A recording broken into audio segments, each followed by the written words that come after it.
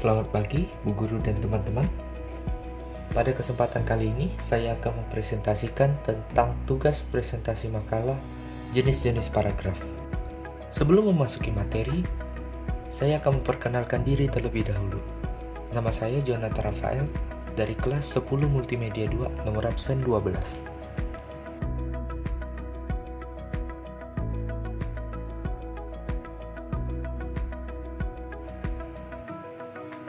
Kita mulai dengan pengertian paragraf. Paragraf berasal dari bahasa Yunani, yaitu para yang artinya sebelum dan graphein yang artinya menulis. Sehingga paragraf adalah sekumpulan kalimat yang terdapat ide pokok pada awal penulisannya menjorok ke dalam.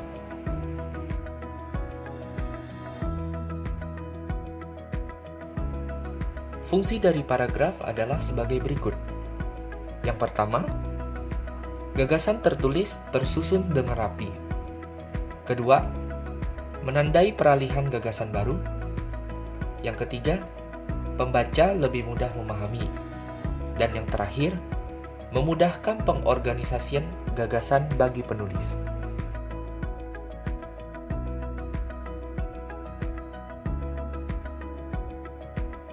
Sebuah paragraf memiliki beberapa syarat, yaitu kesatuan. Semua kalimat membentuk suatu gagasan. Kepaduan, kekompakan semua kalimat membentuk paragraf.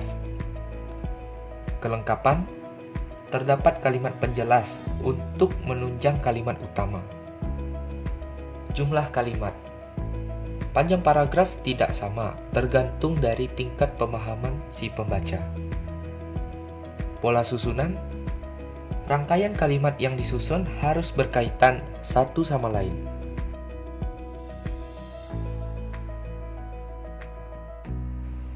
Ada beberapa jenis paragraf. Yang pertama adalah paragraf narasi.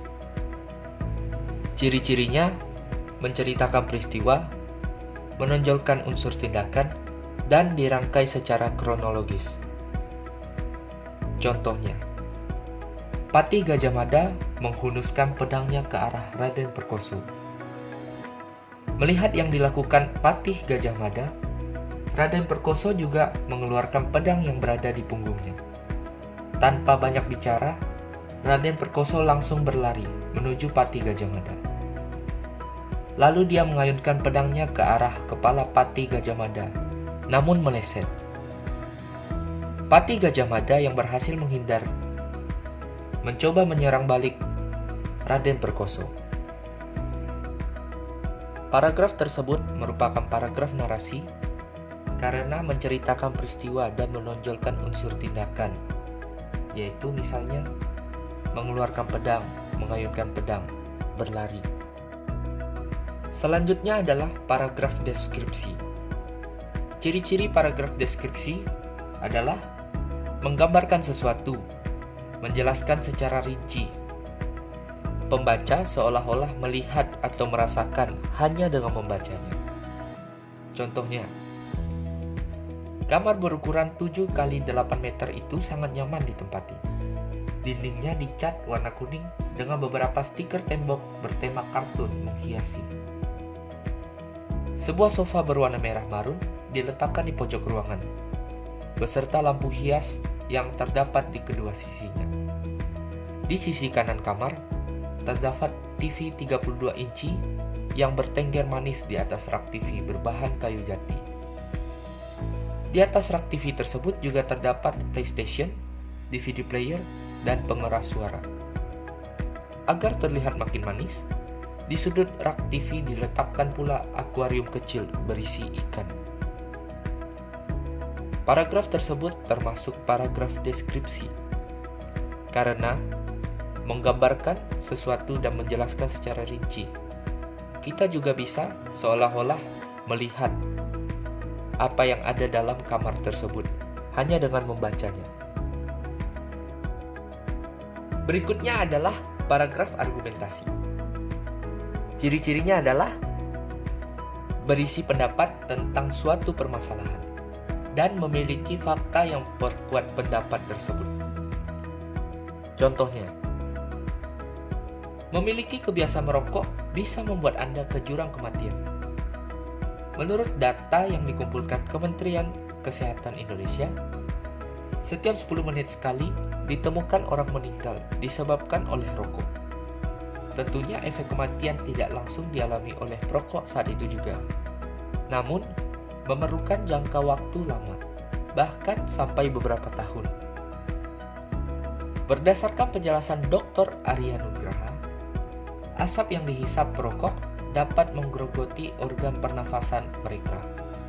Misalnya paru-paru, tenggorokan, dan sebagainya, yang dapat menimbulkan sejumlah penyakit, diantaranya bronkitis, gangguan kehamilan pada ibu yang sedang mengandung, dan serangan jantung. Paragraf tersebut termasuk paragraf argumentasi karena memiliki apa yang disebutkan dalam ciri-ciri, yaitu pendapat dan fakta. Pendapatnya adalah memiliki kebiasaan merokok bisa membuat Anda ke jurang kematian. Fakta yang memperkuat sebuah pendapat yang tadi adalah data yang dikumpulkan Kementerian Kesehatan Indonesia, yaitu setiap 10 menit sekali ditemukan orang meninggal disebabkan rokok. Yang terakhir adalah paragraf persuasi. Ciri-cirinya bertujuan untuk meyakinkan dan mengajak pembaca, memakai alasan yang kuat disertai fakta. Banyak memakai kata ajakan seperti ayo, mari, lakukanlah, dan lain-lain. Contoh, hutan adalah paru-paru dunia. Tanpa adanya hutan, kita tidak dapat hidup di bumi ini. Pohon-pohon yang ada di hutan setiap hari menghasilkan oksigen yang sangat kita butuhkan dalam bernafas. Apabila hutan kita tidak terselamatkan dari penebangan liar dan pembakaran, maka cepat atau lambat pohon-pohon akan habis. Jika itu terjadi, maka tidak ada lagi pohon yang menghasilkan oksigen untuk kita bernafas. Maka kita semua bisa mati. Marilah bersama-sama kita melakukan kampanye program satu orang satu pohon. Satu orang wajib menanam minimal satu pohon. Mari selamatkan, lestarikan, dan bersama-sama menjaga hutan, agar adanya masa depan untuk kita serta anak cucu kita. Paragraf tersebut adalah paragraf persuasi, karena bertujuan untuk meyakinkan dan mengajak pembaca. Terdapat kata-kata ajakan dalam paragraf tersebut. Misalnya, mari, selamatkan, lestarikan. Demikianlah akhir dari presentasi saya hari ini. Mohon maaf apabila ada kata yang salah dan kurang berkenan. Atas perhatiannya saya ucapkan banyak terima kasih. Tuhan memberkati.